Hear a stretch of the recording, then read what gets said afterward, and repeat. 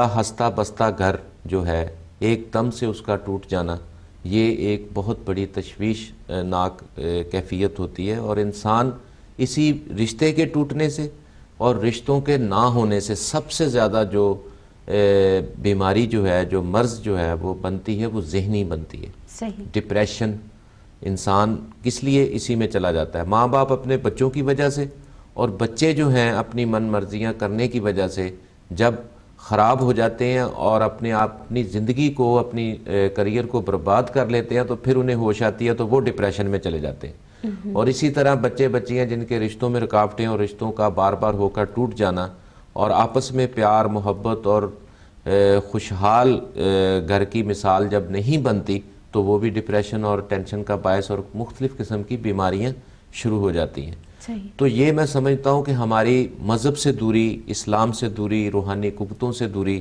روحانیت کو نہ سمجھنے کی، ہمارے والدین جو ہیں یہ ان قرآنی آیات اور اوراد کی طرف ان کا تعلق نہیں ہوتا جس کی وجہ سے یہ مسائل جنم لیتے ہیں۔ اسلام ہمیں اب قرآن پاک میں آپ دیکھیں کہ جا بجا اللہ رب العزت نے والدین کی عزت کے لیے، والدین کی توقیر کے لیے، والدین کے ساتھ حسن سلوک کے لیے، اولاد کے لیے بہت سارے احکامات جاری کیے ہیں۔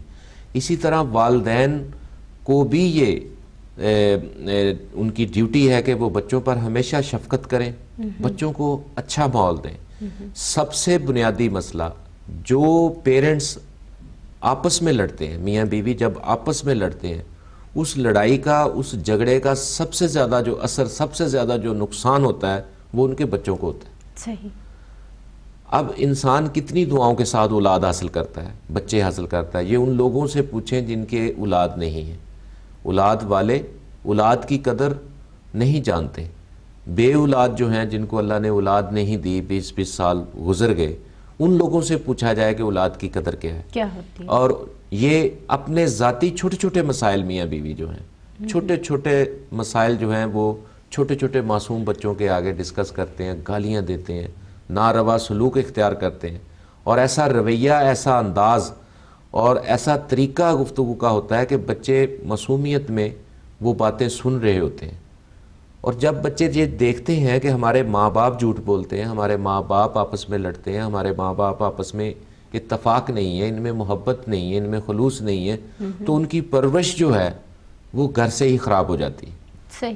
ان کے اندر بات نہ ماننے کی کیفیت ایک آ جاتی ہے، اور ضد آ جاتی ہے، کیونکہ اس گھر میں جو منفی قوتیں جنہوں نے آپس میں ماں باپ کو لڑائے رکھا طرح طرح کی باتوں پر، تو بچوں کی پرورش غلط ہو گئی۔ اور یہی بچے جب اسکول گوئنگ ہوتے ہیں، باہر تعلیم کے لیے جاتے ہیں، تو وہاں کا ماحول بھی خراب ملتا ہے۔ تو بچوں کا نافرما بردار ہونا، بچوں کا گستاخ ہونا، بچوں کا گھر چھوڑ جانا، بچوں کا مختلف نشاور چیزوں کا استعمال کرنے لگ جانا، بچوں کا ماں باپ کا کہنا نہ ماننا، میں سمجھتا ہوں سب سے بڑی وجہ اس میں خود وہ ماں باپ ہوتے ہیں جو آپس میں میاں بیوی لڑتے رہتے ہیں۔ صحیح۔ انہی کی وجہ سے بچے جو ہے نا وہ ارلی ایج میں ڈپریشن میں چل جاتے ہیں، پھر اس سٹریس سے نکلنے کے لیے وہ بچے سوچتے ہیں کہ یہ ہماری ماں کیسی ہے، ہر وقت باپ سے لڑتی رہتی ہے، اور ہمارا باپ کیسا ہے کہ ہماری ماں کو اچھا نہیں سمجھتا۔ وہ اپنی دونوں پرابلمز میں بچوں کو یعنی بھول جاتے ہیں۔ معصومیت کے دور میں بندے کو بعض سچ اور جھوٹ میں بہت فرق ہوتا ہے۔ صحیح۔ وہ بہت زیادہ، انسان جب چھوٹا ہوتا ہے، بچہ ہوتا ہے، تو آپ ہر انسان بچپن میں دیکھا ہوتا ہے اس نے کہ اپنے ماں باپ کے انداز کو، تو وہ سوچ رہا ہوتا ہے کہ غلطی کہاں پہ ہے۔ پھر وہ باپ اور وہ ماں باپ جو آپس میں جدا ہو جاتے ہیں اور اولاد برباد ہو جاتی ہے، پھر ان کو اولاد کی فکر پڑ جاتی ہے۔ اور کچھ میں نے گھرانے ایسے دیکھے ہیں، میرے پاس لوگ آتے ہیں، ایسی خواتین میں نے اچھی دیکھی ہیں کہ وہ اپنی اولاد کی خاطر اپنے میاں کا ہر قسم کا ظلم جو ہے وہ برداشت کرتی ہیں، تاکہ ہمارا گھر چلتا رہے اور یہ بچوں کی جو زندگی ہے وہ کامیاب ہو جائے، بچوں کو باپ کا بھی پیار ملے اور ماں کا بھی پیار ملے۔ اور کچھ میں نے دیکھا ہے کہ مرد حضرات اپنے بچوں کی خاطر بہت سارے سلسلوں کو قائم رکھنے کی کوشش کرتے ہیں۔ تو میری یہاں پر اپنے ناظرین سے یہ گزارش ہے کہ سب سے پہلے اگر دیکھیں شادی بندہ کرتا ہے، اولاد نہیں ہوتی، وہ ڈپریشن، اولاد اللہ دے دے تو پھر آپس میں پیار محبت سے رہنا ضروری ہے، اور قرآن پاک کو پڑھیں، قرآن پاک کو سمجھیں کہ اس میں اللہ تعالیٰ نے ماں باپ کی گستاخی، ماں باپ کی بے ادبی کو شرک کے بعد اللہ نے منع کیا ہے کہ کوئی میری ذات میں شرک نہ کرے اور اس کے بعد ماں باپ سے گستاخی نہ کرے اور ماں باپ سے اچھا سلوک کرے. یعنی یہ غور کی بات ہے کہ اللہ تعالیٰ کی ذات نے کتنی اہمیت دی ہے, کتنی اہمیت اور کتنا درجہ دیا ہے ماں باپ کو. اور ماں کا درجہ تو ویسے ہی ماں کے قدموں تلے جنت رکھی ہے. کیوں رکھی ہے؟ اللہ تعالیٰ نے یہ انعام ماں کے قدموں کے نیچے کیوں دیا ہے کہ ماں بچے کو بڑی محنت سے پیدا کرتی ہے اور بڑی تکلیف اور بڑی صعوبتیں اور بڑی مشکلیں برداشت کرتی ہے, اور ان مشکلوں سے نکل کر ماں کو جو محبت بچے سے پیدا ہوتی ہے, انس پیدا ہوتی ہے, اس کا ماں خیال کرے کہ بچے کو صرف اس کو اپنی محبت کی ضرورت نہیں ہے, بچے کو باپ کی محبت کی بھی ضرورت ہے. اور بچے نے جب ہوش سنبھالنا ہے تو اس وقت اس نے جو سننا ہے, جو دیکھنا ہے اور جو اس کو نظر آنا ہے, جو اس نے محسوس کرنا ہے, اس میں اس نے ایک فیصلہ کرنا ہے.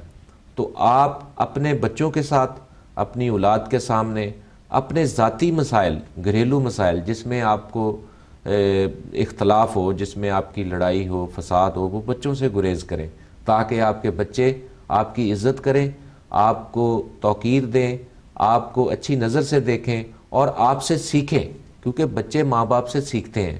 ماں باپ پہلی جو بچے کی تعلیم کی جو درسگاہ ہوتی ہے وہ ماں کی گود ہوتی ہے. صحیح. ہماری مائیں اگر قرآن پاک کی تعلیم, اسلام کی تعلیمات کو غور سے, قرآن کو سمجھ کر پڑھیں, رک رک کر پڑھیں, قرآن کو محاورے کے ساتھ پڑھیں, اس کو انڈرسٹینڈ کریں, اس کو سمجھیں, اس کو غور کریں کہ اللہ پاک نے قرآن پاک میں اولاد پر کون سے فرائض دیے ہیں, ماں باپ کے کون سے حقوق ہیں, رشتہ ازدواجیت میاں بیوی کے آپس میں کیا حقوق ہیں, کیا فرائض ہیں. ان تمام چیزوں کو جان کر زندگی گزارنے کی کوشش کریں تاکہ آپ کی زندگی اچھی گزرے اور آپ کو آخرت میں بھی اجر ملے. اور آپ جب اس دنیا سے جائیں تو آپ کو اچھا ویلکم ہو. انسان دنیا میں, یہ دنیا آخرت کی کھیتی ہے. اس دنیا میں آپ جو بوئیں گے وہ آخرت میں جا کر کاٹیں گے, وہی آپ کو پھل آخرت میں ملے گا جو آپ نے اس دنیا میں بویا ہوگا. زندگی آپ نے اس دنیا میں جیسی گزاری ہوگی آخرت میں ویسے آپ کو انعام دیا جائے. صحیح. اچھا, نافرمان اولاد کے حوالے سے ابھی آپ نے بات کی تو میں پوچھنا چاہوں گی کہ نافرمان اولاد کے لیے قرآن پاک میں کیا حکم ہے؟